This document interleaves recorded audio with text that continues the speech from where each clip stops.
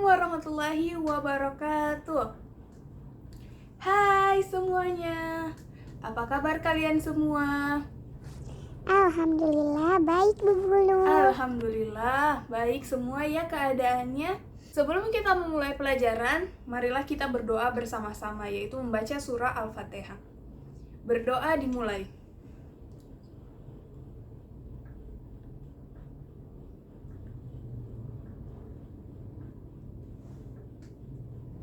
Amin. Berdoa selesai. Ibu akan absen terlebih dahulu ya. Jadi ya, saat ibu panggil nama kalian, kalian sebutkan apa yang kalian sarapan tadi pagi. Jadi contoh, Aisyah makannya tadi pagi itu mie goreng. Jadi sebutnya mie goreng Bu, gitu ya. Oke. Ibu absen ya. Aisyah. Telur Bu. Masya Allah. Dea. Ayam goreng Bu. Masya Allah.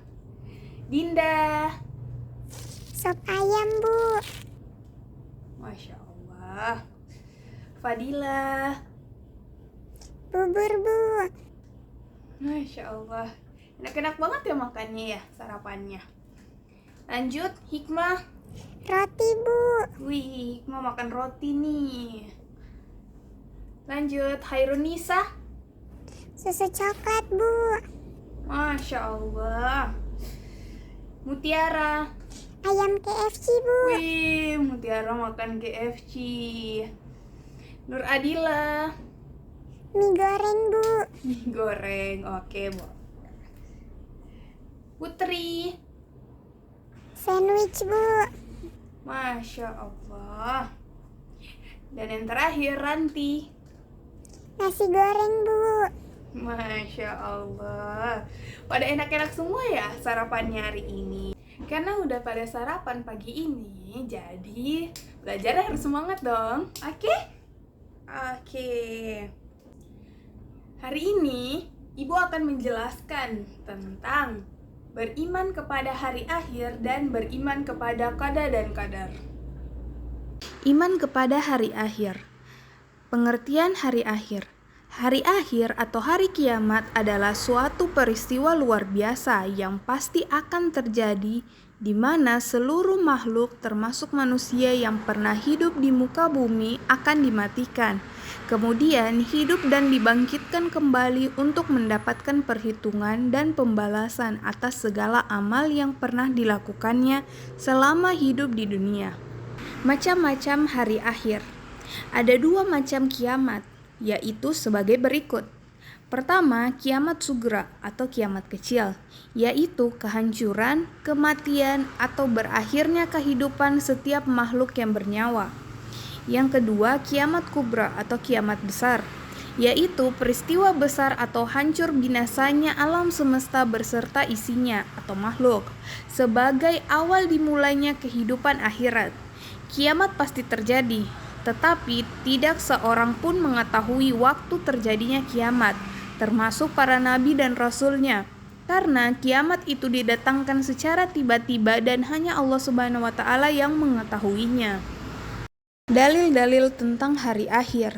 Beriman kepada hari akhir artinya meyakini dengan teguh apa yang diberitakan oleh Allah dalam kitabnya dan apa yang disampaikan oleh Rasulullah SAW dalam hadisnya terkait dengan peristiwa yang terjadi sesudah mati, mulai fitnah kubur, azab dan nikmat kubur dan seterusnya, sampai surga dan neraka. Ada beberapa dalil yang menjelaskan bahwa hari akhir itu benar-benar ada, di antaranya, sungguh apa yang dijanjikan kepadamu pasti benar, dan sungguh hari pembalasan pasti benar. Quran Surah Az-Zariyat ayat 5-6. Hingga apabila tembok Ya'juj dan Ma'juj dibukakan dan mereka turun dengan cepat dari seluruh tempat yang tinggi, dan apabila janji yang benar, hari kebangkitan telah dekat. Quran Surah Al-Anbiya ayat 96-97.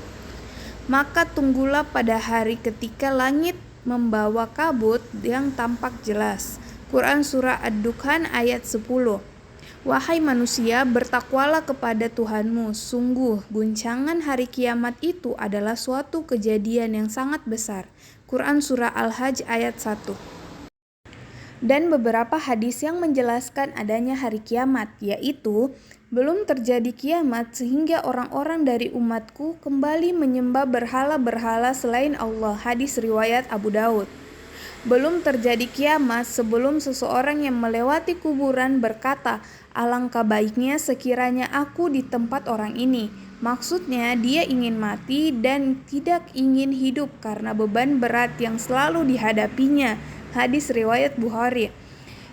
Belum akan kiamat sehingga tidak ada lagi di muka bumi orang yang menyebut Allah, Allah. Hadis riwayat Muslim. Belum akan datang kiamat sehingga seorang membunuh tetangganya, saudaranya, dan ayahnya. Hadis riwayat Bukhari. Tanda-tanda hari akhir. Tanda-tanda sugra atau kecil. Ajaran Islam kurang diperhatikan dan bahkan ditinggalkan oleh kaum muslimin. Jumlah ulama atau ahli agama yang sesungguhnya semakin sedikit. Sebaliknya, banyak orang bodoh yang mengaku ulama dan menyesatkan umat. Perzinahan dilakukan terang-terangan dan sudah menjadi suatu kebiasaan di masyarakat luas. Begitu pula mabuk-mabukan yang banyak dilakukan seolah bukan perbuatan yang diharamkan. Jumlah wanita semakin lebih banyak dibanding pria, dengan sudah tidak malu lagi berpakaian setengah telanjang. Banyak wanita yang berdandan atau berpenampilan seperti pria, begitu juga sebaliknya. Umat manusia berlomba-lomba menumpuk kekayaan dengan jalan yang tidak halal serta maraknya praktek riba. Para orang tua menjadi budak dan diperlakukan sewenang-wenang oleh anak-anaknya. Semakin banyak fitnah yang menimpa umat Islam. Sering terjadi bencana alam, pembunuhan, dan peperangan. Banyaknya perceraian, bermewah-mewahan dalam membangun masjid sementara jemaahnya sedikit, serta saling membanggakan keindahan masjid. Selanjutnya, tanda-tanda kubra atau besar. Waktu berputar semakin cepat, sehingga setahun terasa sebulan, sebulan terasa seminggu. Matahari terbit di sebelah barat. Keluarnya Dajjal, yaitu sosok pembohong yang menutupi kebenaran. Adanya Ya'juj dan Ma'juj, yaitu segolongan umat manusia yang mempunyai kekuatan besar dan berpikiran sesat. Turunnya Imam Mahdi ke dunia untuk meluruskan syariat Islam dan menghidupkan sunnah-sunnah Rasulullah SAW. Turunnya Nabi Isa alaihissalam dari langit yang akan memperjuangkan kebenaran bersama Imam Mahdi. Dialah yang menumpas Dajjal serta mengajak umat manusia mengesahkan Allah Subhanahu wa taala dan menyembahnya. Hilangnya Al-Qur'an dari mushaf Sanhoti umat manusia sehingga hilang pedoman. Selanjutnya, fungsi beriman kepada hari akhir. Pertama, menjadikan seseorang lebih meyakini adanya kehidupan berikutnya atau kebangkitan. Yang kedua, meyakini bagian-bagian dari peristiwa hari akhir, seperti adanya hisab atau perhitungan, mizan atau timbangan amal, surga dan neraka sebagai konsekuensi sebagai umat manusia untuk mempertanggungjawabkan semua perbuatan-perbuatannya selama hidup di dunia. Yang ketiga, memberi dorongan untuk bersikap disiplin, taat, dan patuh menjalankan perintah Allah dan menjauhi larangannya, serta takut terhadap azab Allah Subhanahu wa taala. Yang keempat, mendorong untuk selalu berbuat baik atau beramal soleh karena semua amal perbuatan manusia selama hidup di dunia akan mendapatkan balasan. Dan yang terakhir, iman kepada hari akhir akan memiliki nilai positif bagi hidup dan kehidupan manusia di dunia melalui kesadarannya untuk berperilaku. Iman kepada qada dan qadar. Pengertian qada dan qadar. Iman adalah keyakinan yang diyakini dalam hati, diucapkan dengan lisan dan dilaksanakan dengan amal perbuatan. Kalau kita melihat qada menurut bahasa artinya ketetapan. Qada artinya ketetapan Allah Subhanahu wa taala kepada setiap makhluknya yang bersifat azali. Sedangkan qadar artinya menurut bahasa berarti ukuran. Qadar artinya terjadi penciptaan sesuai dengan ukuran atau timbangan yang telah ditentukan sebelumnya. Qada dan qadar dalam keseharian sering kita sebut dengan takdir. Jadi, iman kepada qada dan qadar adalah percaya sepenuh hati bahwa sesuatu yang terjadi, sedang terjadi, akan terjadi di alam raya ini semuanya telah ditentukan Allah Subhanahu wa taala sejak zaman azali. Iman kepada qada dan qadar termasuk rukun iman yang ke-6. Macam-macam takdir. Takdir terbagi menjadi dua bagian, yakni takdir mu'allaq dan takdir mubram. Takdir mu'allaq adalah takdir Allah Subhanahu wa taala atas makhluknya yang memungkinkan dapat berubah karena usaha dan ikhtiar manusia. Contohnya, miskin bisa menjadi kaya karena bekerja keras. Orang sakit bisa sembuh karena berobat dan berdoa. Takdir mubram. Takdir mubram ialah takdir yang pasti terjadi dan tidak dapat dielakkan kejadiannya.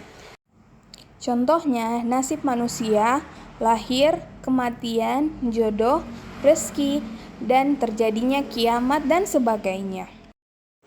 Ciri-ciri orang yang beriman kepada qada dan qadar. Pertama, qanaah dan kemuliaan diri. Yang kedua, cita-cita yang tinggi. Yang ketiga, bertekad dan bersungguh-sungguh dalam berbagai hal. Yang keempat, bersikap adil baik pada saat senang maupun susah. Dan yang kelima, selamat dari kedengkian dan penentangan. Fungsi beriman kepada qada dan qadar. Beriman kepada qada dan qadar mempunyai fungsi penting bagi manusia dalam kehidupan sehari-hari. Di antaranya, yang pertama mempunyai semangat ikhtiar. Yang kedua, mempunyai sifat sabar dalam menghadapi cobaan. Dan yang ketiga, sadar bahwa cobaan adalah qada dan qadar dari Allah Subhanahu wa taala. Nah, tadi kan Ibu sudah jelaskan nih materi pada hari ini. Jadi, Ibu mau bertanya nih pada kalian. Sudah siap? Oke, pertanyaan yang pertama.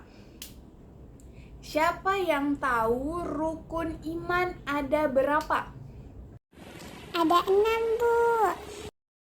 Ya, benar sekali. Masya Allah. Pertanyaan yang kedua. Siapa yang bisa menyebutkan 6 rukun iman? Saya, Bu.